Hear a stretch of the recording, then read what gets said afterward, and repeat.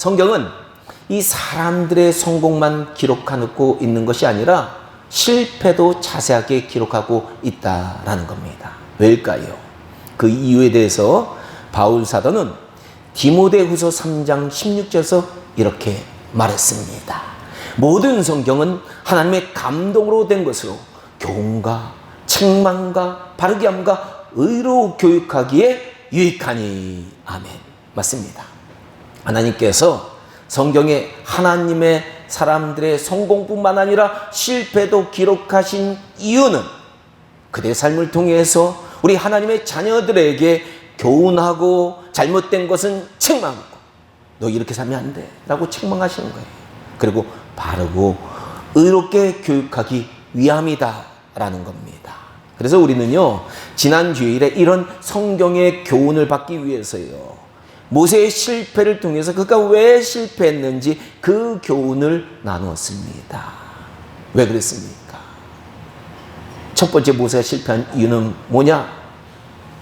하나님의 의보다는 자신의 의가 충만해서 실패했다라는 겁니다. 가만히 보면요, 하나님의 의가 아니라 자신의 의로 나가는 사람은 반드시 실패한다라는 겁니다. 바로 이런 교훈을 우리가 지난주에 나눴는데요, 오늘도 우리는 같은 본문을 가지고 모세의 실패를 통해서 우리에게 주는 또 다른 교훈이 무엇인가에 대해서 우리가 살펴보는 시간을 가지려고 합니다. 오늘 본문에 나오는 모세는요, 원래 히브리인의 자녀였지만요, 히브리가 무슨 뜻입니까? 원래 원어상으로는 이불이에요, 이불이. 근데 이 히브리가 무슨 의미냐 하면요, 아브라함이 바벨론 그쪽 지역에 강을 건너서 왔거든요.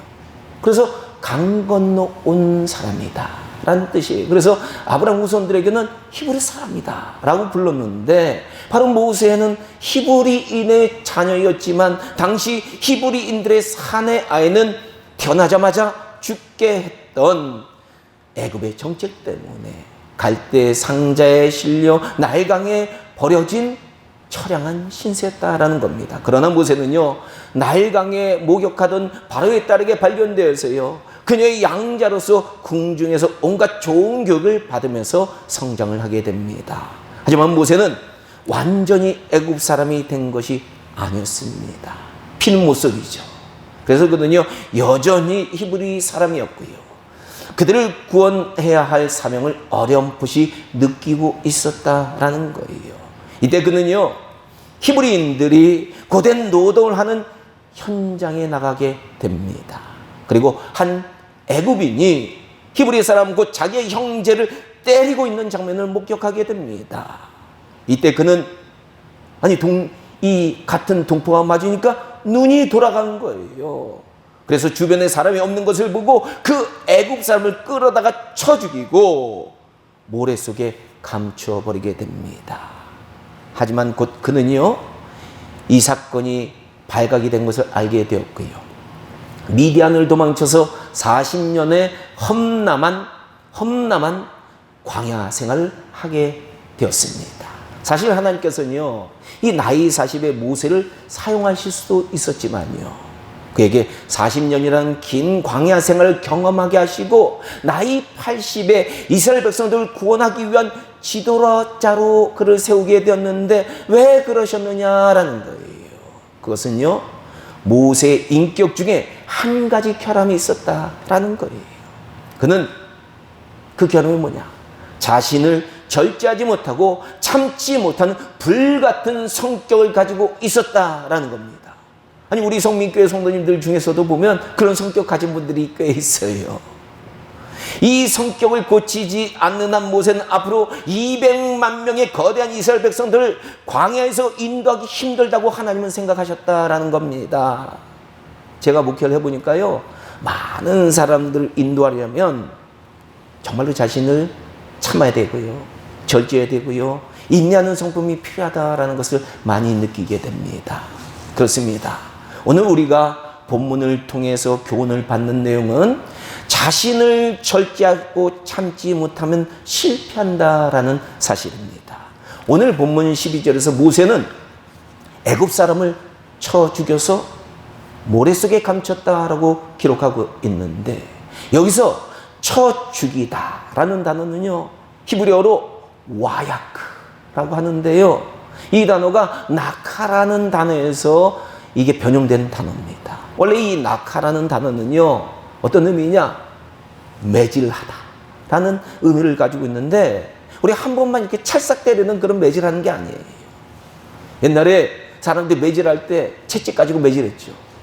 바로 이 나카라는 단어는 몹시 때리는 것을 의미한다라는 겁니다. 즉, 이 단어는 모세가 오늘 본문에서 애굽 사람을 단번에 때려 죽인 것이 아니라 분노로 죽을 때까지 심하게 매질을 했다라는 것을 우리에게 알려줍니다. 다시 말하면 모세는요, 이 애굽 사람에게 분노를 참지 못해서 죽을 때까지 매질하고 때렸다라는 거예요. 우리는 이 역사를 뒤돌아보면요, 이 모세의 심정을 이해할 만해요. 사실 과거 이집트는요, 7년간의 가뭄과 흉년으로 국가가 무너질 위기를 만났지만 지혜로운 히브리인 요셉이라는 총리를 통해서 이 기근을 이겨내고, 오히려 이 기근 후에는 이집트를 세계 최강의 국가로 탈바꿈시켜 줬다라는 겁니다. 그러나 세월이 지나자 이집트 사람들은 이 요셉의 공로를 잊어버리고요, 히브리 사람들을 노예로 부리고 온갖 무거운 부역을 시키고 학대와 살인을 서슴지 않았기에 모세는 자신의 동족이 애굽 사람에게 매질을 당하자 격분을 하게 됐다라는 거예요. 아마 이 분노는요, 궁전에서 역사를 깊이 배운 모세에게는 그가 가지게 된 의로운 분노였다라고 우리는 추측할 수 있습니다. 당시 이 보통 히브리 사람들은요, 무민 정책 때문에 애굽 사람들이 그들에게 역사를 가르치지 않았어요. 그래서 그들은요, 그저 이집트 왕이 시킨 대로 노예로 살았고요, 매일 빵 하나만을 추구하면서 살아갔다라는 겁니다.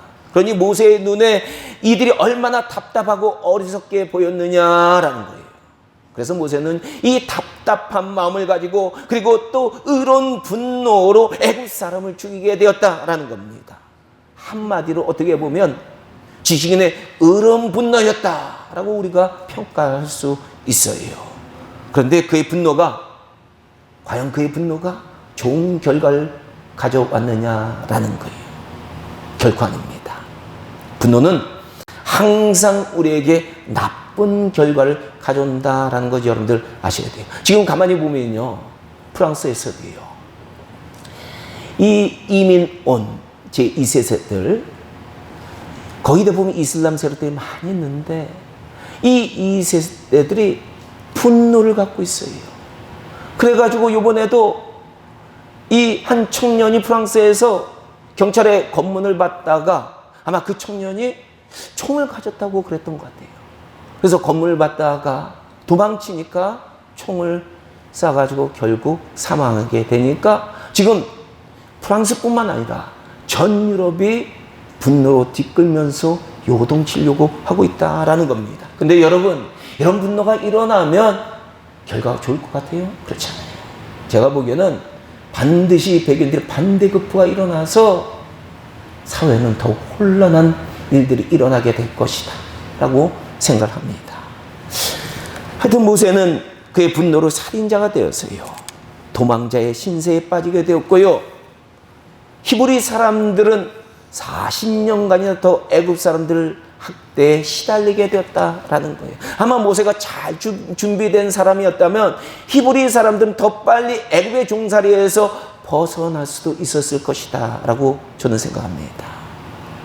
물론 하나님은요, 협력해서 선을 이루시는 분이기에 모세의 실수를 통해서 그를 인내와 절제의 삶으로 만드셨어요. 그리고 그의 모습을 통해, 그의 고난을 통해 우리 인생도 고난을 통해 인내와 절제의 사람이 된다라는 교훈을 후세인 우리에게도 전해주고 계신다라는 겁니다. 그런데 가만히 보니까 모세가 얼마나 교만하고 고집불통의 사람이었던지, 다윗 같은 사람은요 좀 겸손했잖아요. 그러니까 하나님이 위대한 일을 하시기 위해서는 고난을 통과시키는데 겸손하니까, 인품이 좋으니까 한 10년간의 고난을 통해서 이스라엘 왕으로 세우셨는데요. 이 모세는요, 너무 고집불통이에요. 왕국에서 왕자로 모든 교육을 받다 보니까 교만도 가득 찼어요. 그래서 하나님께서 그를 미디안강에서 40년이라는 긴 세월 동안 훈련시키고 나서야 이스라엘 백성의 지도자로 그를 세우게 되었다라는 겁니다. 우리 성도님들은 정말 아셔야 돼요. 우리 자신이 교만하면 교만할수록, 고집불통이면 고집불통일수록 더 하나님은 우리에게 광야라는 훈련과 고난의 길을 주신다라는 겁니다. 빨리 되도록 우리가 겸손해져야 돼, 하나님 앞에. 그러지만 하나님께서 우리에게 약속한 게 뭐예요? 시온의 대로를 주시는 거예요. 그런데 안타깝게도 오늘 본문에서 이 분노 조절에 실패한 모세는요, 그의 인생에서 또다시 한번 분노 조절과 자기 절제에 실패를 했다라는 거예요. 민수기 20장에 보면 모세는요, 미디안 광야 생활을 마치고 하나님께 소명을 받아서 이스라엘 백성들 애굽의 노예 생활에서 탈출시키는데 성공을 하고 그들과 광야 생활을 하게 되었는데, 한 번은 물이 부족해진 거예요. 하나님께서 수많은 기적으로 그들을 인도해 주셨는데 또 잠깐 고난이 왔습니다. 그러자 이스라엘 백성들은 물도 없고 먹을 것도 없는 이 광야로 우리를 왜 데리고 왔느냐라고 아우성을 치기 시작합니다. 이에 하나님은 모세에게 이렇게 명령하십니다. 그 지팡이로 반석에게 말하여 물을 내라고 명령하셨습니다. 그런데 모세는 이때 이스라엘 백성들에게 분노가 일어나잖아요. 그렇게 하나님께서 그들에게 기적을 주셨는데, 그렇게 하나님께서 그들을 늘 인도해 주셨는데 또 하나님을 못 믿으니까 분노가 일어나서, 이 패역한 너희여 들으라, 우리가 너희를 위하여 이 반석에서 물을 내라. 물 내고 싶지 않다는 거예요. 물 공급해 주고 싶지 않다는 거예요. 그렇지만 그는 화를 내면서 지팡이로 2번 반석을 땅땅 내리쳐서 물을 나오겠다라는 겁니다. 하나님은요, 하나님의 명령에 따르지 않더라도 하나님이 필요하시면 기적을 일으켜 주세요. 그래서 물이 나왔어요. 사실 하나님께서는 모세에게 말씀으로 물을 내라고 말씀하셨지만, 모세는 계속해서 하나님의 인도하심을 믿지 못하는 이스라엘 백성들에게 너무나도 분노해서 그 지팡이로 바위를 2번이나 내리쳐서 물이 나오겠다라는 겁니다. 물론 모세는요, 자신이 능력의 종이라는 것을 나타내고 싶은 마음이 있었던 것 같아요. 우리 목사들도요, 기도하면 역사 일어나서 병 고치고 기적이 일어난 그런 능력이 일어났으면 좋겠다라는 생각 많이 해요. 아마 이런 마음이 있었던 것 같아요. 그래서 바위를 2번 내리친 면도 있는 것 같아요. 그렇지만 그는 쉽게 분노하던 젊었을 때의 습성이 다시 터졌던 것이다 라는 거예요. 이때 사탄은 모세의 분노를 통해 모세가 자신의 능력과 교만이 나오도록 부추긴 것 같다라고 우리가 추측할 수 있습니다. 이 어떤 결과가 나왔습니까? 이스라엘 백성들은 반석에서 물이 쏟아져 나오는 물을 보고, 야, 하나님께서 우리에게 물을 주셨다, 하나님 감사합니다, 하나님께 영광을 드립니다, 이렇게 박수를 쳤느냐? 그렇지 않아요. 이때 아마 그들에게 나타난 모습은 뭐냐? 야, 모세 대단한 사람이다 라고 감탄을 했을 것이다 라는 거예요.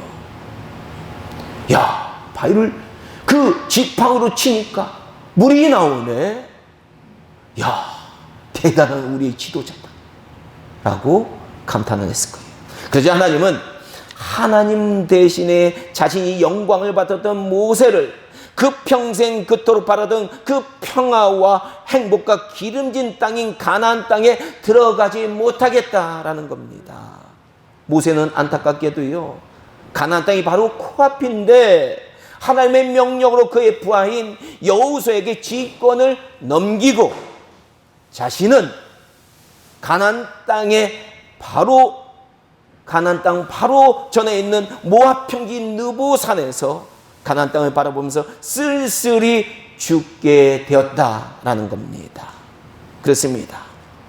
모세의 사건은 우리 인간들이 자신의 분노를 잘 조절하지 못하면 그 인생은 실패하고 우리가 누릴 수 있는 가나안과 같은 풍요와 행복과 기름진 것을 누리지 못하게 된다는 교훈을 우리에게 알려주고 있다라는 겁니다. 잠언 12장 16절은 이렇게 말합니다. 미련한 자는 분노를 당장에 나타내거니와 슬기로운 자는 수욕을 참느니라. 그렇습니다. 아무리 욕됨을 당해도요, 자기 자신을 자제하고 참는 자가 지혜로운 자입니다. 화난다고 자기의 화를 마구 드러낸 자는 미련한 자다라고 성경은 말하고 있다라는 겁니다. 여러분, 우리 인생에도 보니까 많은 사람들이 좋은 친구 관계도 분노 때문에 깨져요. 가정도 분노 때문에 깨지는 가정들 너무나도 많아요. 직장에서 분노 때문에 어려움을 당하는 사람들이 많이 있습니다. 사회도 마찬가지예요. 이 분노가 사회를 어지럽게 한다라는 거예요. 이 분노는요, 결코 우리에게 좋은 결과를 가져다 주지 못한다라는 겁니다. 그럼 우리 선민교회 성도님들께서는요, 앞으로 남은 인생은 쉽게 분노하고 쉽게 화내서 사탄을 기쁘게 해주는 성도님들이 아니라 우리 인생의 고통과 어려움을 가져다 주는 분노를, 심지어는 우리에게 수치심조차 주는 수욕을 성령님의 도움으로 자제하고 참으셔서 늘 온유와 인내와 오래 참음으로 성령의 열매를 주렁주렁 맺고, 그러다 보면 하나님께 영광 돌리거든요.